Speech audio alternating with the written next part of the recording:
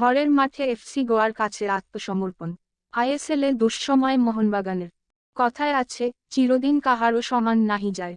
না হলে যে মোহনবাগানকে মরশুমের শুরুতে অপ্রতিরোধ্য মনে হচ্ছিল, সেই মোহনবাগান কেন মরশুমের মাঝপথেই এভাবে খোঁড়াতে শুরু করবে? আগের ম্যাচেই মুম্বই সিটি এফসির কাছে হারতে হয়েছিল। সেটা ছিল অ্যাওয়ে ম্যাচ। তাছাড়া সেদিন রেফারিং নিয়েও প্রশ্ন ছিল। কিন্তু শনিবার ঘরের মাঠে যেভাবে এফসি গোয়ার কাছে আত্মসমর্পণ করল সবুজ মেরুন শিবির, সেটা বাগান সমর্থকদের পক্ষে মেনে নেওয়া বেশ কঠিনই হবে। এদিন খেলার শুরুটা খারাপ হয়নি মোহনবাগানের। কিন্তু খেলার তালটা কেটে যায় ম্যাচের 10 মিনিটে। রেফারির বিতর্কিত সিদ্ধান্তে পেনাল্টি পেয়ে যায় গোয়া। মনোবীরের যে হ্যান্ডবলের জন্য পেনাল্টি দেওয়া হলো, সেটা নিয়ে বিতর্কের বহু অবকাশ থাকতে পারে। কিন্তু সেই পেনাল্টি থেকে যে নিখুঁত ভঙ্গিমায় গোল করে গেলেন নোয়া সাদৌ, তা নিয়ে কোনো সংশয়ের অবকাশ নেই।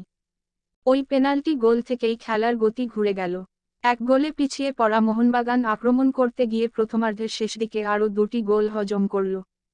প্রথমটি অনবদ্য ভঙ্গিমায় করলেন ভিক্টর, আর দ্বিতীয়টি প্রথমার্ধের একেবারে শেষ দিকে করলেন সেই নোয়া সাদৌ। অবশ্য 3 গোল হজম করার পর পাল্টা আঘাত হেনেছিলেন পেত্রাতোস। প্রথমার্ধের একেবারে শেষে ফ্রিকিক থেকে দুর্দান্ত গোল করে সবুজ মেরুনকে ম্যাচে ফিরিয়েছিলেন তিনি। কিন্তু দ্বিতীয়ার্ধে কামব্যাক করার জন্য যে লড়াই দরকার ছিল সেটা আর এলো না। চোট আঘাত এবং কার্ড সমস্যায় জর্জরিত সবুজ মেরুন শিবির গোলের সুযোগই তৈরি করতে পারল না সেভাবে। উল্টে ম্যাচের শেষ দিকে আরও একটি পেনাল্টি দিয়ে বসলেন অনিরুদ্ধ থাপা।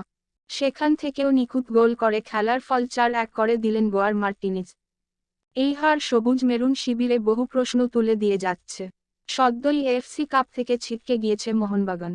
আইএসএলে শুরুটা ভালো হলেও গত 3 ম্যাচের একটিতেও জয় নেই। স্বাভাবিকভাবেই কোচ জুয়ান ফেরান্দোর ভূমিকা নিয়ে এবার প্রশ্ন ওঠা শুরু করবে।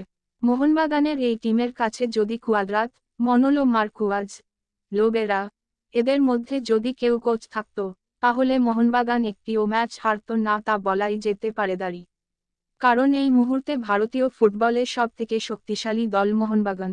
কিন্তু কোচিংয়ের অভাবে এই হাল বাগান শিবিরের।